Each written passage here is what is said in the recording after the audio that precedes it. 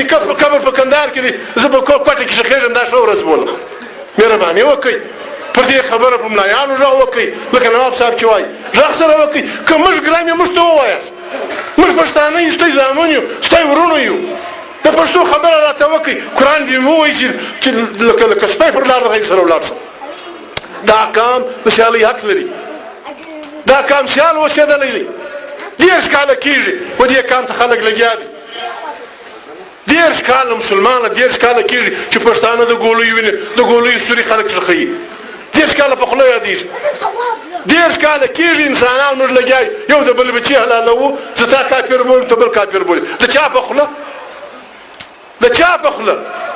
فضل الرحمن صاحب دا یوه خبره واو یو هم درته وکړه بل هم درته کوم لا صاحب وایه اوره راسه پر قرآن به لاس سره کښېږدو ولې دوکې سره ورکوو جهان ته پر قرآن به لاس سره کښېږدو ته په ملا محمد عمر دا ومنه مولوي محمد عمر د طالبانو مشر ته هم ومنه چې ورور افغانستان پاته افغانستان هم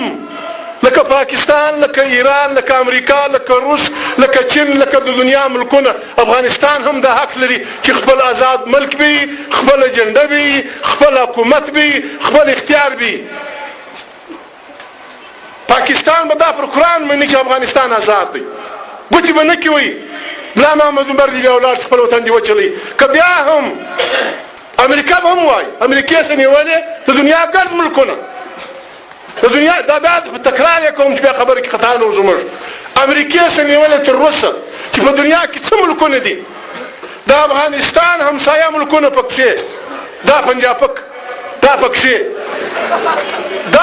دا ګډ به پر قرآن دا وایي چې افغانستان آزاد خود مختاره دی دی به خپله باچي په خپله جوړوي بل به کار نه په لري که بیا هم امریکې د افغانستان ازادي نه منله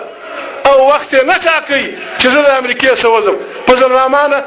کم قرآن راسره کوي زما ښځه دي نو ستا په نامه شي که تا جهاد کوه ما نه کوه زه بې غیرته بلې ستا په نامه شي خبرې به نه پټوئ دوکې به نه کوې پاکستان د افغانستان استقلال نه مني پاکستان وایي چې د افغانستان باچي به زما په مرضي په کابل کې به زما په مرضي باندې باچي جوړېږي او چې کم افغان دا خبره مني دا هغه افغان دې پر پدره نالت هر افغان چې مني دغه دې پر پدره نالت چې کم افغان دا مني چې پر افغانستان باندې به باچي د اسلام آباد په خولۍ دغه په افغانیت کې شک دی خبره پر دې جګړه روانه ده ملا محمد عمر د ISI لکۍ د ځانه پرېږي که کرزي د ده سره د سیالۍ مجلس نه وکړي زه د ملا محمد عمر ملګری یم لا اله الا الله محمد رسول الله چې ملګری شم د ISI لکۍ به پرې کوې د بل په لکۍ به نه ځله وژنو د بل په لکۍ به وطن ته اور نه اچو افغانستان کې خلک تللي دي اساسي قانون جوړ شوی سیاب صاحب 10 کاله 15 کاله د دنیا جان مړي کړي دي هلته ناست مجددي صاحب ناست دی ګیلاني صاحب ناست دی برهان الدین رباني صاحب ناست دی احمد شاه مسعود ملګري ناست دي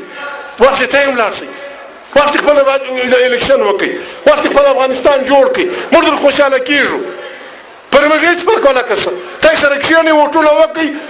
او دغه مولوي محمد عمر د خدای وکړي چې افغانستان ګډ ووټونه ورکړي دی د افغانستان رئیس کړي که د ده دپاره پخوا ملایان پارټۍ جلسې نه کولې موږ ګران چې افغانستان تا ته ووټ درکوي فضل الرحمن دلته یو سړی وزیر اعلی دی یا بل یې ګورنر دی او بل یې فلانی دی تا هلته خپله ګورنري کوه موږ به خوشحاله یو لږ پر دې خپل قام پر دې خپل خلکو زړه وسوځئ د چا په خوله دغه جنګ کوي د دې په خوله ته د اسلام راولې د دې په اسلام ته نه یې خبر 6 ورځې دا اوس یې کیسه شروع کړې ده معافي غواړم وخت ناوخته دی د موږ سره په اسمبلۍ کې 1 اویا ښځې که 2 اویا ښځې پردۍ ښځې ښځې دي کارانګې دي خو د چا خوندې مندې 8 ورځې پر دا بحث سره کوئ بخښنه غواړم خلک دي نارینه ناست دي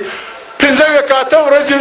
که بغیرو والا ولاړ شو هم که بریتو والا ولاړ شو هم که بغیرو بریتونو دواړه خریدي هم جګړه پر څه شوه جګړه دا وه چې خدای مه که توبه مې ده پر دې خبر چې که د ښځې سره دا کار په رضا وسو سزا به یې څه شي که په زور اوس سزا به یې څه شي قرآن د کیبل شی باز کړی دی قرآن د ماحول کې باز کړی دی دا اوس لوی قانون جوړ شوی دی قانون پر دا خبرو هکا که آخر زه مجبوره شوم په برلمان ناست قاضي صاحب نه و ما نو خدای ته وګورې دې خلکو څه وشرمېږي دا دوه میاشتې ښځې ناستې دي یې ښځه بلک لري کې نه لري خالي دغه کې دي که ته په رضا ور ولاړ شې که په رضا ولاړ څه خوله خوري چې څه کوي بل ولې ولاک ورته وایي مال شرم وکړي موږ د پښتانه هلته مې یې رسنۍ مې وکړه پردي خلک ناست دلته یې کوم ورور دا د پښتانه وطن دی چې په رضا ور ولاړ شي هم به سر خوري که په زور ولاړ شي هم به سر خوري ښه دی ښکنځه وکړي بیا یې څه پنځه ورځې پر دې جنګ وشول پر دې غریبان ناست وي چا سترګې پټ کړي چا په خولو پورې نیولي دا لوی داسې اوس بیا کاکا قرآن ته وګورئ دنیا تر پورې خاندي که حق لرئ ملا صاحب اوس هم زه درته وایم دا نه ده د استعفا خبره چمونه به نه کوئ څوک چمونه به نه کوو ما دا خبره وکړه ما د وروره ولې بې ایمانۍ سره کوئ ښځه ته حق نه ورکوئ څوک یې نه ورکوي قرآن شریف وایي دلته علما ناست دي قرآن شریف وایي ښځه د نارینه نیمۍ ما په اسمبلۍ کې وویل ما دې سره دې ولاړ شي په څو د پنجاب په څو کارخانې کې د ښځې برخه شته